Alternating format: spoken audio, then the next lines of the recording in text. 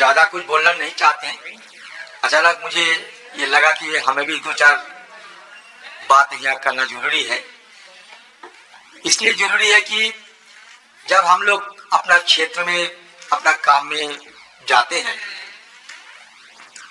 चाहे कोई जुलूस निकाले या कोई दूसरे पॉलिटिकल काम के लिए, तो हर वक्त गांव में जो आंगनवाड़ी वर्कर रहते हैं, काम करते हैं, वो सारे आके गुजारिश करते हैं, एक ही मांग करते हैं कि आप लोग सारे एमपी बन चुके हैं, दिल्ली से जाकर सरकार से कहकर हमारे लिए कोई सुविधा मुहैया कराइए, क्योंकि हमारी जिंदगी गुजारना बड़ा मुश्किल होते जा रहे हैं।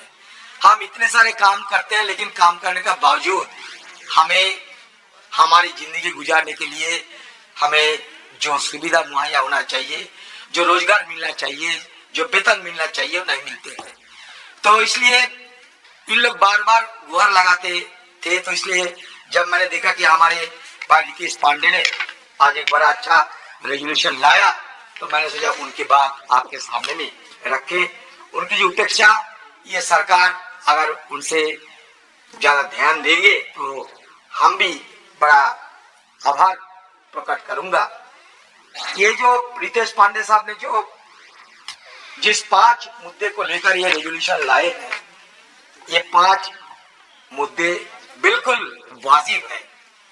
देखिए, आज हम सब मानते हैं कि हम एमपी बने हैं, लेकिन अगले जमाना, आज हम देश के एमपी बने हैं, सरकार के बड़े बड़े मंत्री यहाँ बैठे हैं, लेकिन अगले जमाना मतलब future will be ruled by our children.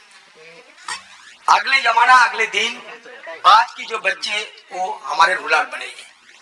तो आज की जो बच्चे रूलर बनने के लायक अगर हो, इसीलिए ना सबको मेहनत करना पड़ेगी। तो ये मेहनत करने के लिए हम सबको इकट्ठा प्रयास करना जरूरी है। इसे मद्देनजर 1975 में इस देश में पहले आईसीडीएस की ये धारणा ये लागू करने की कोशिश किए गए हैं। आज से ये चलते आते हैं, कभी प्लानिंग कमीशन, कभी नीति आयोग, कभी कुष्ठरंजन कमेटी, बहुत सारे अनुशंसा भी किए हैं, बहुत सारे पॉलिसी अपनाए हैं, और धीरे धीरे जरूर हम प्रगति जरूर कर रहे हैं, लेकिन जो हमारा मकसद, वो मकसद अभी भी पूरा नहीं होते हैं। ये कहते हैं कि 12,000 हमारे आंगनवाड़ी और आशा कर्मियों की जो वर्कर को जो तनख्वाह मिलते हैं, तनख्वाह तो नहीं, ऑनरेरियम मिलते हैं। ये ऑनरेरियम को लिए, ऑनरेरियम के बदले सैलरी मांग करते हैं हम लोग, अलाउंस। तो ये तो बहुत ज्यादा मतलब मात्रा में है।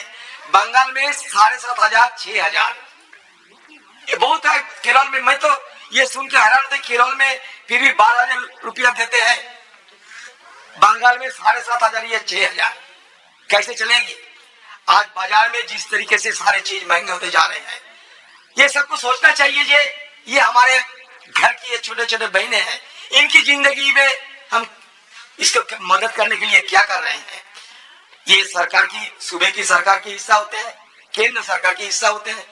सूबे की सरकार देते हैं, कभी कभी नहीं देते हैं, कभी केंद्र की सरकार भेजते हैं, नहीं भेजते हैं। सारे की सारे जो आंगनवाड़ी जो वर्कर है, एक अनिश्चित जिंदगी गुजारते हैं, बिल्कुल अनिश्चित। तो मतलब ये है कि जो हमारे ये भविष्य प्रजन्मों के लिए, हमारे फ्यूचर जनरेशन के लिए इतने सारे मेहनत करते हैं।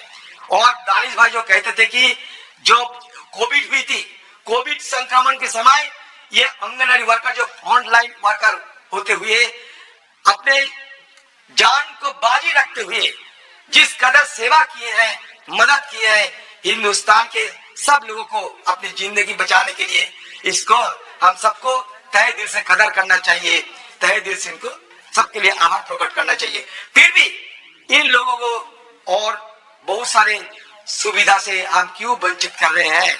हमारा देश में 40 लाख करोड़ की बजट बनते हैं, 40 लाख करोड़ की बजट बनते हैं, 42 लाख करोड़ की बजट रिवाइज में आ जाते हैं, लेकिन आंगनवाड़ी वर्कर जो हमारे नींव होते हैं, गांव गांव में जो हमारे भविष्य प्रजन्मों को बचाने के लिए, हमारे बच्चे की और माँ को बचाने के लिए जी जान मेहनत करते हैं, उनके लिए क्यों हम नहीं सोचते हैं।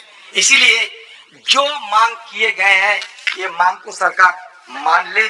और ये मैं 2-3 सलाह देना चाहते हैं कि कस्तूरी रंगन जो कमेटी की सिफारिश के मुताबिक it has been stated that it is nearly impossible to fix the curve of education as an individual advances in age unless the imparting of education is done methodically from the toddler level। तो बचपन से toddler जब होता है उसमें से scientifically हमें इन लोगों को पढ़ा लिखा कराना चाहिए। The need of the hour is for a method that blends an efficient supplementary nutrition program with pedagogical process that make learning exciting। एक तो न्यूट्रिशन की मसला है, दूसरी तरफ लर्निंग की मसला।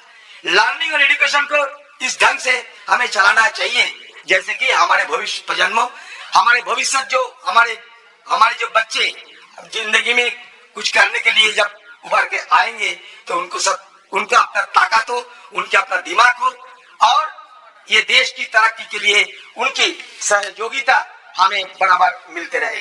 तो ये जनरल सर्विस देते हैं हमारे आंगनबाड़ी वर्कर, ये गुड क्वालिटी का मील चाहिए, ये मील देते हैं, कॉन्ट्रासेप्शन देते हैं, फ्रीक्वेंट हेल्थ रिलेटेड जो काउंसलिंग और हेल्थ रिलेटेड काउंसलिंग करते हैं।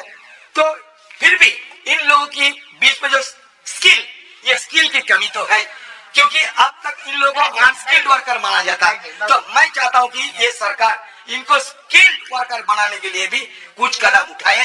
बड़े बड़े ज्ञानी व्यक्ति यहाँ बैठे हैं, हमारे वैष्णव साहब भी बैठे हैं।